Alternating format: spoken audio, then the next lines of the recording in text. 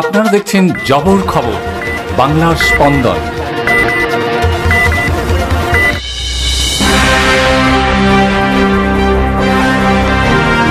বাসন্তীর পর এবার ভয়াবহ ঘটনা দক্ষিণ 24 পরগনার বকুলতলায়।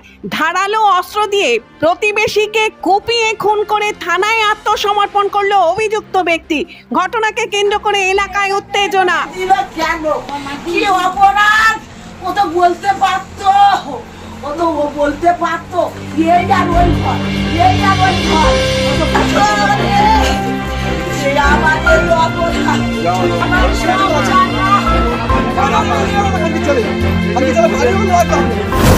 জয়নগর 2 নম্বর ব্লকের বকুলতলা থানার অন্তর্গত ফুটিগোদা অঞ্চলের দোসরা ভগবানপুরের বাসিন্দা রাজকুমার হালদার পেশায় মৎস্য ব্যবসায়ী। নিমপিট বাজারে তার একটি মাছের দোকান আছে। স্থানীয় সূত্রে জানা যায়, সোমবার দুপুরে তিনি প্রতিবেশী বলরাম অধিকারীর বাড়ির সামনে একটি মন্দিরের মেঝেতে ঘুমাচ্ছিলেন। সেই সময় ধারালো অস্ত্র নিয়ে প্রতিবেশী বলরাম অধিকারী হঠাৎই তার উপর আক্রমণ চালায় এবং এলোপাতাড়ি কোপাতে থাকে।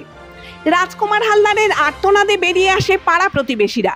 গুরুতর জখম অবস্থায় রাজকুমারকে নিয়ে স্থানীয় নিমপিট শ্রীরামকৃষ্ণ গ্রামীণ হাসপাতালে নিয়ে যাওয়ার পথে রাস্তায় তার মৃত্যু হয়। কি হয়? সাদা হয়। ও বলতে পারতো, এই আর ওই ঘর, এই আর ওই ঘর, ও তো বলতে পারতো। আমার কি আমাদের অপরাধ, আমার সব জানা।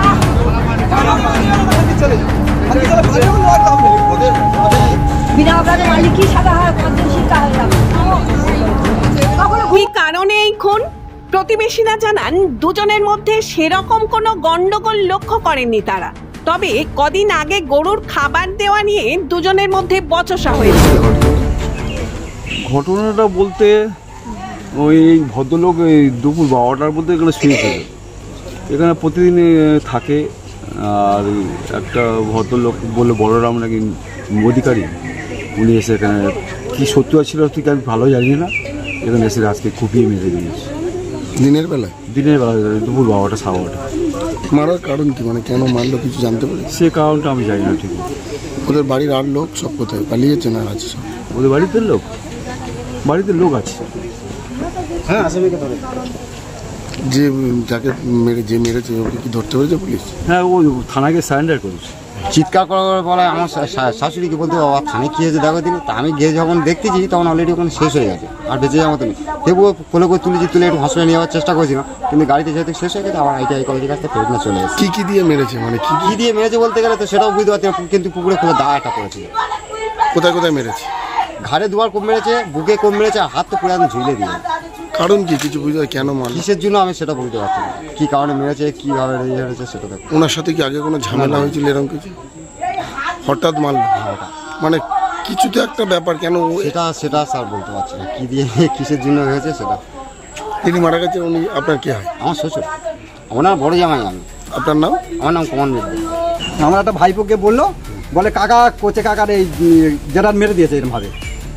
গাড়ি দেখো আমি ছুটে তার কাছে ফার্স্ট টাইম এখানে দেখে সে গাড়ি দেখতে যাচ্ছি, গাড়ি দেখে দেখে তারপর একটা গাড়ি ওই যে মেরেছে ওই তার ছেলে আছে সঙ্গে নিয়ে ওই থানা হসপিটালে গেল।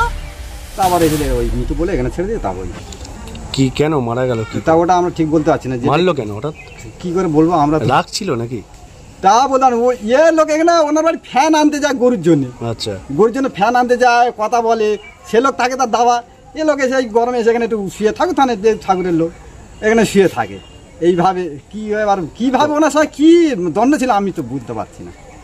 হঠাৎ করে এইভাবে মন্দিরে শুয়েছিল, হঠাৎ না আমরা তো কি বলবো, আর বোকা হয়ে গেছে একদম।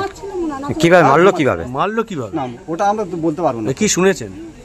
আমি এসে দেখতে পাচ্ছি হাতটা পুরো কাটা পড়ে রয়েছে, মুখ এখান দিয়ে রক্ত বেরোচ্ছে। আমি সব ছুটে গাড়ি খুঁজে দিয়েছি যাতে হসপিটাল নিয়ে যায়। কোথায় মেরেছে? কোথায় মেরেছে? বুকে মেরেছে, হাতটা পুরো এইটুকু খালি ঝুলে আছে, এইটুকু ঝুলে আছে। হ্যাঁ, ঘাড়েও তো এখানে এই দেখো হাতটা পুরো এখন ঝুলে। আমার তো দেখে আমি হয়ে গেছি, দৌড়ে ছুটে চলে গেছি। কিটে কেটেছে কি তা ওই আর দা পুকুরে পড়েছিল, সেটা আমরা মনে দা দিয়ে তা দেখতে না, এর দায়ের কাজ এরকম না, টাইম ফাইন না লেওয়া 100টা ফেলা করেছে, মানে কি দা দিয়ে দা এইটুকু হবে। সেই পুরো এই বুকটা পুরো খেলা করেছে। আপনার নামটা বলুন। মানুবর। কেউ কেউ বলছেন জমি সংক্রান্ত বিবাদের জেরে এই খুন হতে পারে। সকাল থেকে ওই তো বাজারে ছিল, বাজার থেকে এসে মুড়ি চেনাচুর খেয়ে আর ওই খানে গিয়ে শুয়েছে, তারপরে এসে ওই কেটেছে। এই কেন আমি জানি, কেন কাটলো, কেন হলো, কি করে, কে ওটা মারলোটা কে? ওই তো এখন সবাই বলতেছে ওই নামটা বল, ওই ইন্দোর বাবা, বলরাম, এইসব বলতেছে। আমরা কি আগে জানতাম না কি কিছু? এখন থানায় গেছে বলে তাই আমরা বলতেছি, নাহলে একটা মানুষের ভাবে কি হঠাৎ কেন আমি বলতে যাব কেন? উনি আমাদের কোনো ক্ষতি আমরা করিনি, আর আমাদের কোনো ক্ষতি করবে বলে আমরা তো জানি না, সেই ক্ষতিটা আমাদের এরকম করে করলো। বকুলতলা থানার পুলিশ রাজকুমার হালদারের মৃতদেহ উদ্ধার করে এবং অভিযুক্ত বলরাম অধিকারীকে গ্রেপ্তার করে ঘটনার তদন্ত শুরু করে। এলাকায় শান্তি শৃঙ্খলা বজায় রাখতে পুলিশ মোতায়েন করা হয়েছে এবং তদন্তের স্বার্থে দুর্ঘটনাস্থল ঘিরে রাখা হয়েছে। এই ঘটনায় ফুটিগোদা গ্রাম পঞ্চায়েতের দোসরা ভগবানপুর গ্রামের বড় পাড়ায় নেমে এসেছে শোকের ছায়া।